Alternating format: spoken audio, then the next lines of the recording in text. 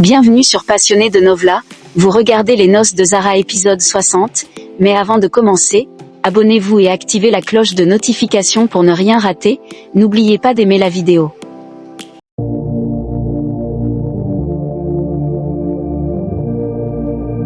Zara arrive chez ses parents, visiblement troublée. Elle interpelle sa mère, Salma, et entame une conversation profonde sur son mari Kabir et les promesses non tenues des hommes. Zara exprime sa frustration. Selon elle, Kabir ne comprend pas son point de vue et les hommes, en général, manquent à leurs paroles. Salma tente de la raisonner, soulignant les responsabilités immenses des maris et la nécessité pour les épouses d'être un soutien inébranlable.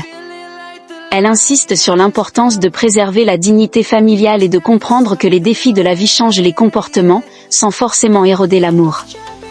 Zara, tout en reconnaissant la sagesse de sa mère, insiste sur le fait que certaines femmes ne sont plus prêtes à tolérer les injustices et que les temps ont changé.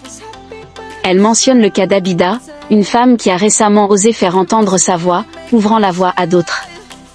La conversation est interrompue lorsque Zara reçoit un appel d'Abida, visiblement inquiète.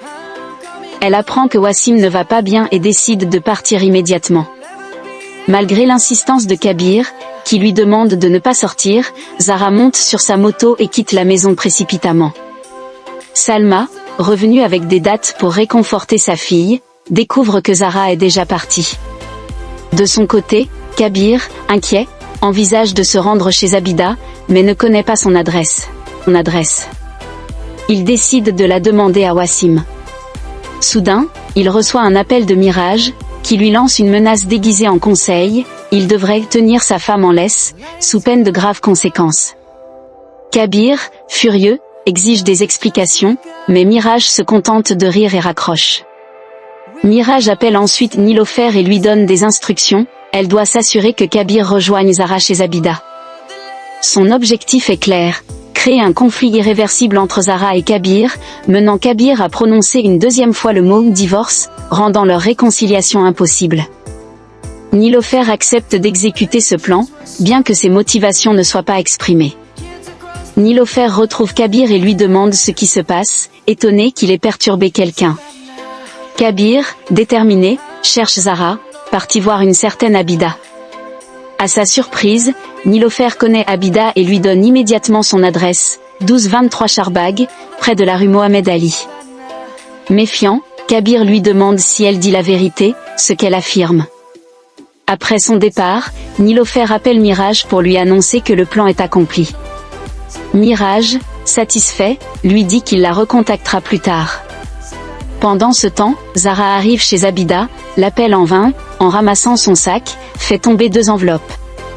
En les ramassant, elle découvre quelque chose d'important.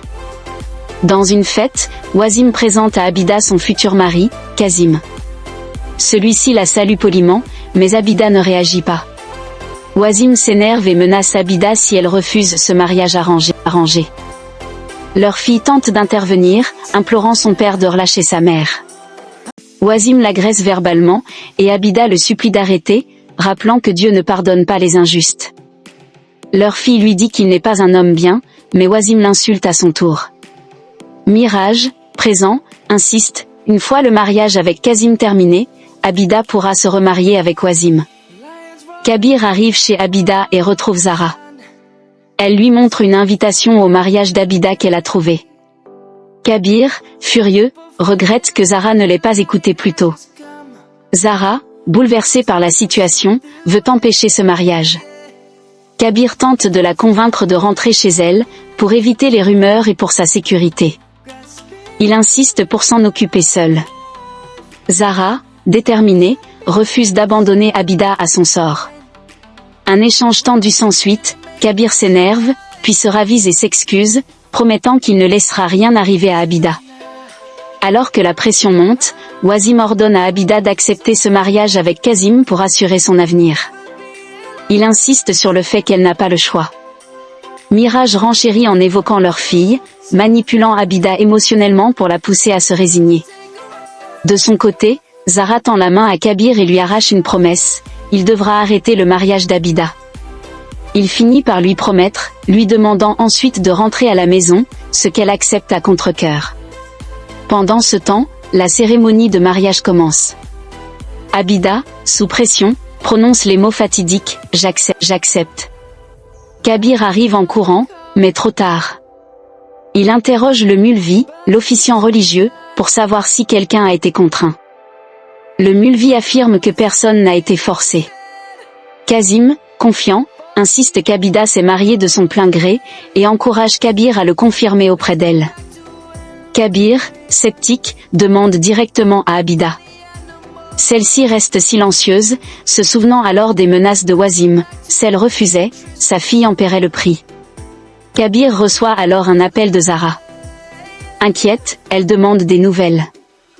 Kabir hésite, puis finit par lui révéler que le mariage a eu lieu.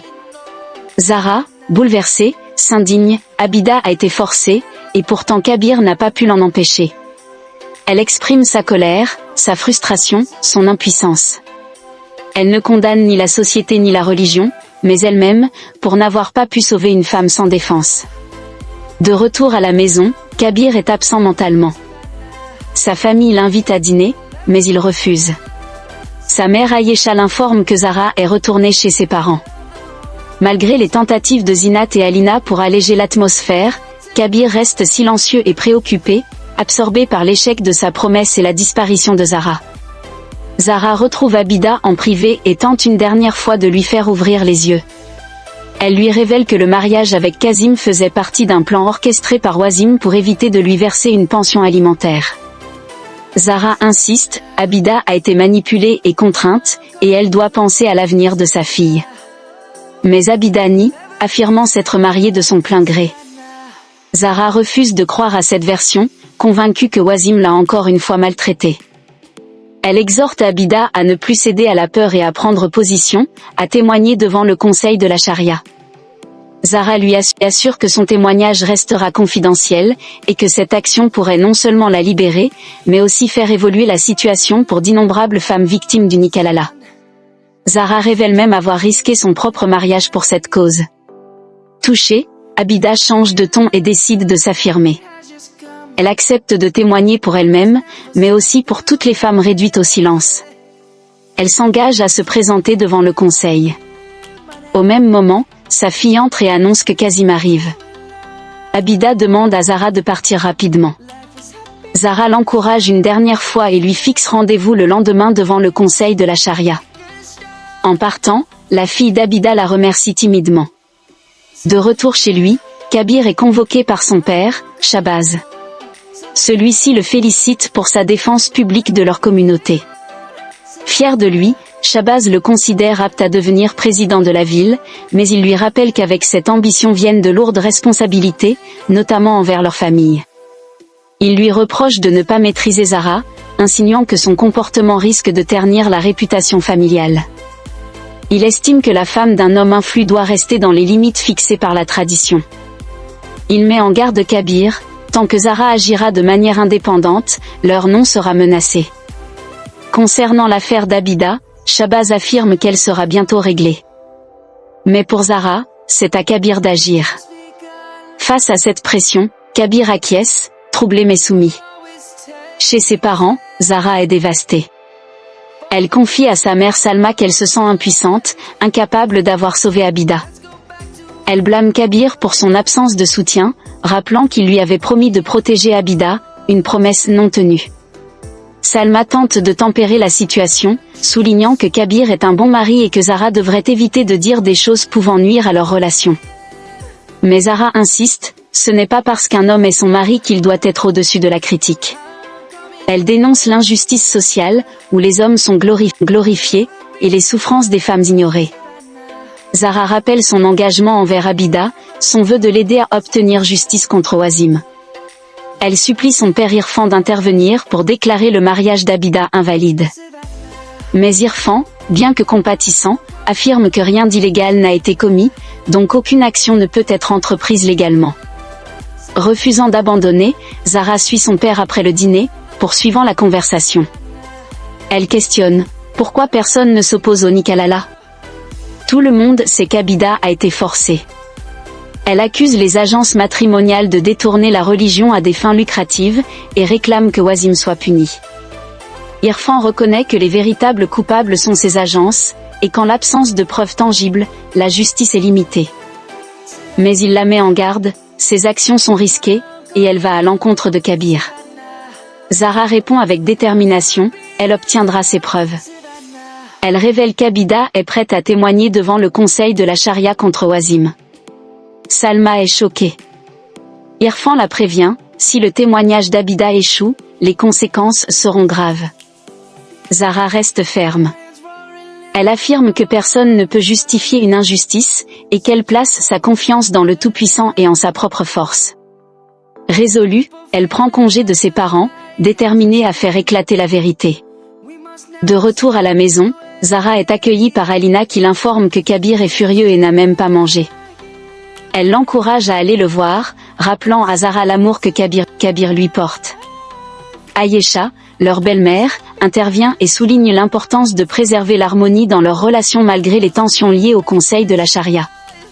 Elle insiste, les conflits doivent rester à l'extérieur, pas dans leur foyer. Elle demande à Zahra de prendre soin de Kabir et de lui préparer à manger. Dans leur chambre, Zahra, pleine de tendresse, prépare le repas et tente d'attirer Kabir vers elle.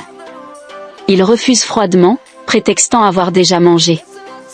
Zahra, malicieuse, évoque une fausse souris dans la maison, puis use d'humour et de douceur pour le faire céder. Elle énumère les plats savoureux qu'elle a préparés, le taquine sur son entêtement, et affirme qu'elle ne l'abandonnera jamais malgré ses colères.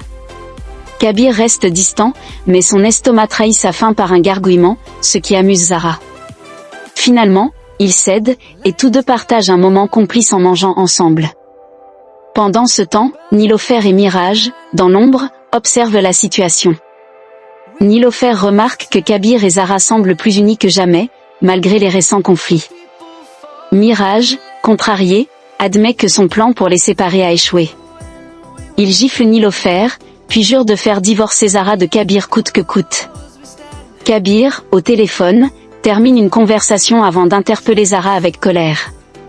Il vient d'apprendre qu'elle a fait rouvrir l'affaire concernant Wasim Khan. Zahra confirme, déterminée, elle affirme détenir des preuves solides montrant que Wasim a contraint Abida à se marier sous la menace. Kabir, exaspéré, l'accuse de vouloir créer un nouveau scandale. Il rappelle que selon ces informations, Abida n'a jamais dit avoir été forcée, et qu'étant désormais mariée, l'affaire relève de la sphère privée. Mais Zahra refuse cette vision. Pour elle, cette affaire dépasse le cadre personnel et concerne l'honneur de toute la communauté. Elle met en lumière un point crucial, si Wasim a pu forcer Abida à se marier, il pourrait aussi facilement la manipuler pour qu'elle mente. Elle s'indigne contre la pratique du nikalala, dénonçant son usage abusif au profit de l'ego masculin. Contrairement à Kabir, elle affirme que cette règle religieuse, censée protéger les femmes, est aujourd'hui détournée pour les opprimer. Ces propos trouvent un écho immédiat auprès d'Ayesha et Alina, qui prennent sa défense. Mais Shabazz, furieux, s'emporte en craignant pour la réputation de la famille, déjà menacée par les rumeurs. Kabir, lui, pousse Zahra à faire un choix, abandonner cette affaire ou continuer en assumant les conséquences. Sans hésiter, Zahra affirme qu'elle poursuivra, fidèle à ses principes. Elle croit fermement qu'elle pourra faire éclater la vérité, puis quitte la pièce avec assurance. Au conseil de la charia, Wasim Khan se présente poliment, exprimant son incompréhension quant à sa convocation, tout en s'excusant auprès d'Abida pour ses erreurs passées, notamment son départ précipité pour l'Arabie Saoudite et le divorce qui a suivi. Irfan, le président du conseil, invite toute personne souhaitant l'interroger à se manifester. Kabir prend la parole et confronte Wasim sur ses actions, l'a-t-il forcé à quoi que ce soit? Pourquoi n'a-t-il pas versé la pension alimentaire due? Wasim nie toute coercition mais admet avoir demandé à Abida de se soumettre au nikalala, affirmant qu'elle l'a fait volontairement pour qu'il puisse se remarier. Zahra intervient vivement, accusant Wasim d'avoir manipulé Abida et d'avoir usé du nikalala pour éviter ses obligations financières. Kabir exige des preuves, et Zahra affirme que sa preuve, c'est Abida elle-même. Appelée à témoigner, Abida entre devant le conseil. Zahra la presse doucement mais fermement de dire la vérité, a-t-elle été forcée? Les souvenirs de menaces de Wasim résonnent dans la tête d'Abida, qui finit par affirmer qu'elle n'a subi aucune pression et qu'elle a agi de son plein gré. Zahra, choquée, tente encore de la convaincre de dire la vérité, l'assurant de son soutien. Mais Abida maintient sa version. Un membre du conseil intervient, reprochant à Zahra de tenter de faire dire à Abida ce qu'elle veut entendre.